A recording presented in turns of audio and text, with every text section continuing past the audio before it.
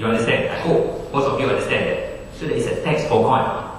If the government will charge the tax that already they say you need, that is part of the whole thing, that there is a tax, there should be a tax, but the government is not charging that tax. Just imagine if the government charge that tax, so the price will be 270 plus, depending on the world price, plus 30 and plus tax, but there is no tax. So tax for coin. So government is using two, tax for coin and the subsidy.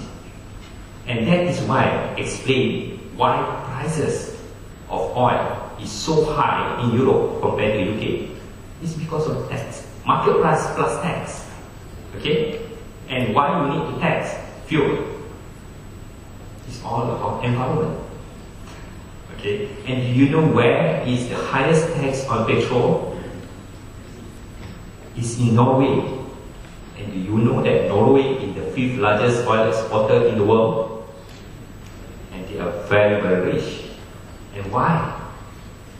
Do you know that Norway have a petroleum fund? That all the revenue that they get from petroleum is channeled to the fund.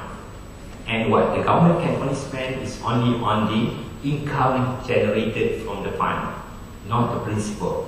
So this whole idea about that this is God-given wealth to a country, and it should be spent prudently for the benefit of not only the current generation, but also the future generation, also for your future and our children's future. So should we spend all our wealth, our oil wealth today? It's a question I'm putting to you.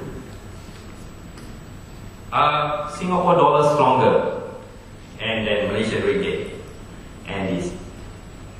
The currency move according to the fundamental of the economy. Okay, so it must reflect the economic underlying of the country. And this is where basically that we will not intervene, and we will not dictate anywhere we want for the currency, for the ringgit to go to a certain level. Because at the end of the day, it has to be determined by the market. And fundamentally, and you could see, over the 50 years, there is a lot of difference between the Malaysian economy and the Singaporean economy that basically fundamentally should explain the difference between the ringgit and the Singapore.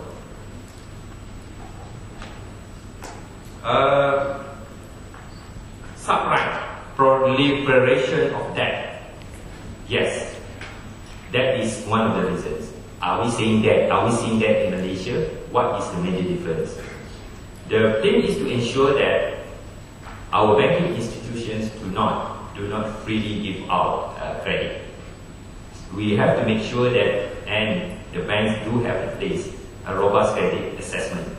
So while what we are seeing are the marketing part of it, but we have over the years put in place mechanisms to ensure that the banks have information to assess credit in a prudent manner. One mechanism that we have, one institutional infrastructure that we have in place is what we have, what we call Central Credit Reference Information System. So every Malaysians which have banking, which have a loan account with a bank, including credit card, your information will be captured in this.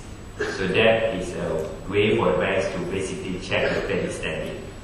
And the banks have also, Canada has also asked the banks to put in place and to have the appropriate resources and technology to ensure that the credit assessment is always given priority and always have a robust system in place. And that's why we do not see, in fact, credit cards, the NPL is very, very low. It's below 3%, it's below 4%. So the rate of default is very low. And related to the questions about what are the statistics to show our banking system are strong, and it's strong, you can see, in terms of capitalization, our risk-weighted capital ratio is 13%. I purposely didn't want to go into some of these details.